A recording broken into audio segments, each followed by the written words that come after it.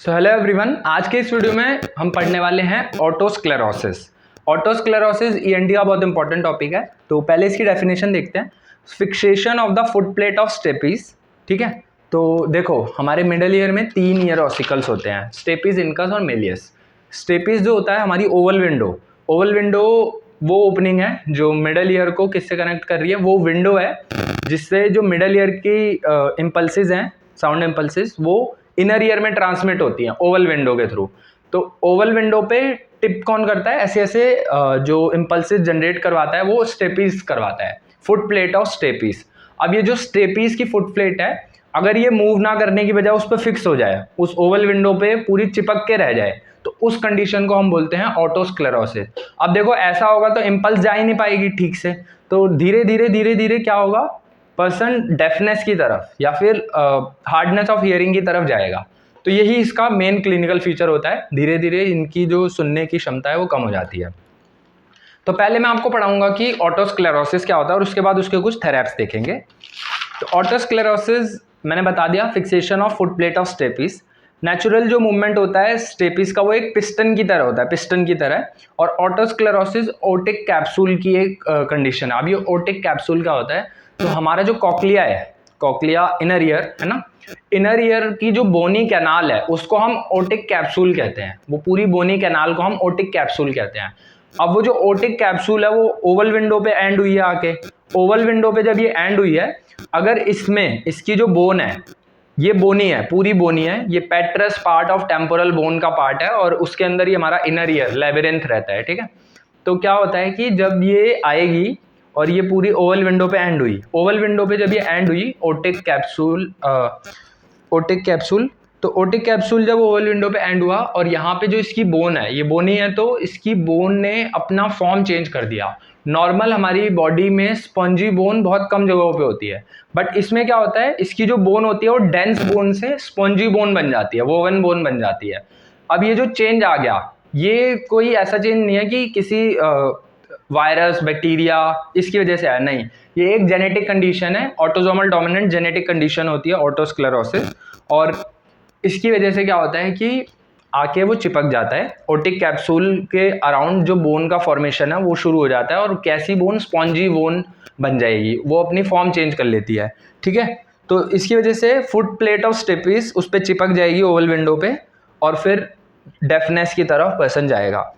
ठीक है, और तो ये इसका पैथोलॉजी था। हिस्टोपैथोलॉजी में अगर हम देखेंगे तो इसमें हमें ब्लू मेंटल्स देखने को मिलते हैं। ब्लू मेंटल्स क्या है, बेसिकली जब आप बोन को देखोगे तो आपको ब्लू कलर के जो स्टेन्ड चीज़ें दिखेंगी ना, वो ब्लू मेंटल्स की फॉर्म में दिखेंगी और उसको हम ब्लू मेंटल बोलते हैं, क्योंकि जो स्टेन होता है वो ब्लू कलर का होता है और वो स्पॉन्जी बोन में ब्लू ब्लू ऐसे लाइन्स बना देता है, तो ब्लू मेंटल्स।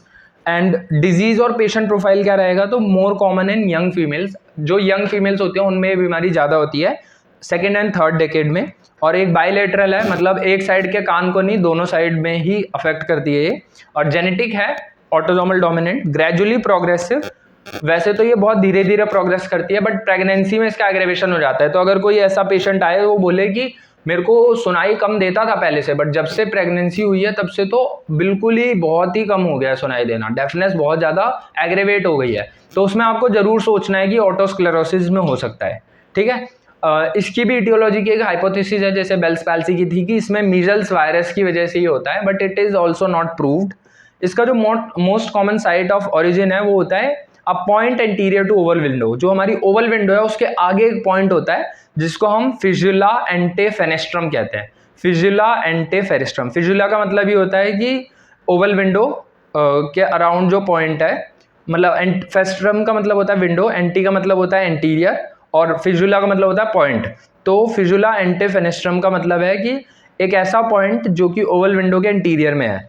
तो शुरुआत में क्या होगा, वहाँ पे पिंक कलर का चेंज आएगा। तो डिजीज जो शुरुआत में होती है पिंक कलर की होती है, और इसी पिंक कलर से हमें एक साइन भी देखने को मिलता है, श्वार्ट्ज साइन।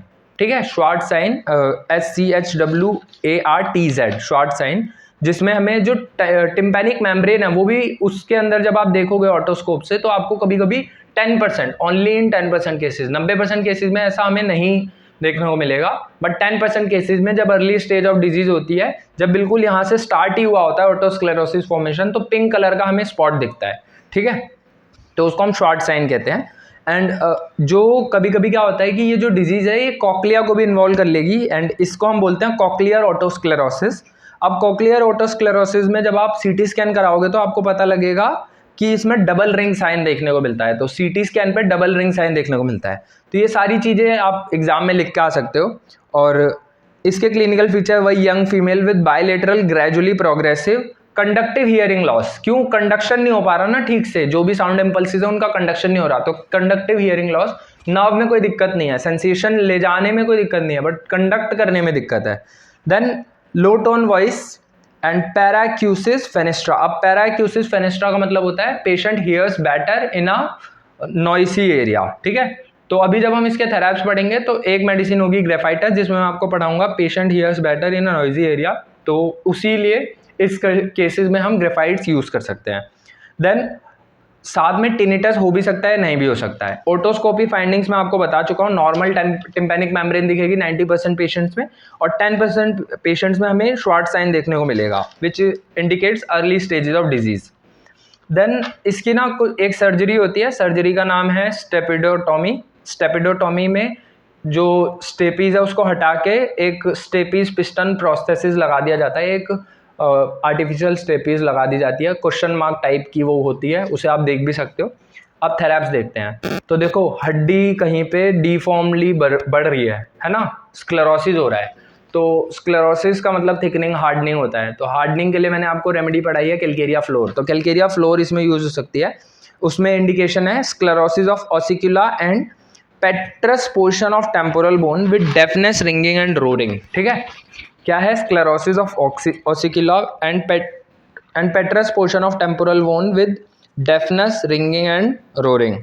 देन अगली जो रेमेडी है वो है graphites, hears better in a noise, hardness of hearing and hissing in the years, जैसा मैंने आपको बताया टिनिटस भी होता है इसमें। फिर अगर आप सिंथेसिस रेपर्टरी में ऑटोस्क्लेरोसिस ढूंढोगे तो आपको 2 ही मेडिसिन मिलेंगी, और दोनों ही बहुत इंपॉर्टेंट है। और आप जब ये आंसर पेपर में लिख के आओगे अगर ऑटोस्क्लेरोसिस आ जाता है तो आप ना ब्रैकेट में लिख देना सिंथेसिस रेपर्टरी। तो मेडोराइनम है पहली रेमेडी, जिसमें डिसेमिनेटेड स्क्लेरोसिस होता है एंड पार्शियल डेफनेस होती है, और इसमें एग्रेवेशन होगा सनसेट में, सनलाइट से सनसेट तक एग्रेवेशन होता है इसमें, और worse when thinking of the element, जब वो अपनी कंप्लेंट के बारे में सोचेगा तो उसे और ज़्यादा दिक्कत बढ़ जाएगी। दूसरी जो मेडिसिन है वो है सिफिलाइनम, इसमें भी होता है caries in the ossicles of year of a syphilitic origin, और इसका भी एग्रेवेशन वही कि रात के समय, मतलब जब से सन डूबेगा, सनसेट से सनराइज तक रात के समय इसको पूरा एग्रेवेशन रहता है।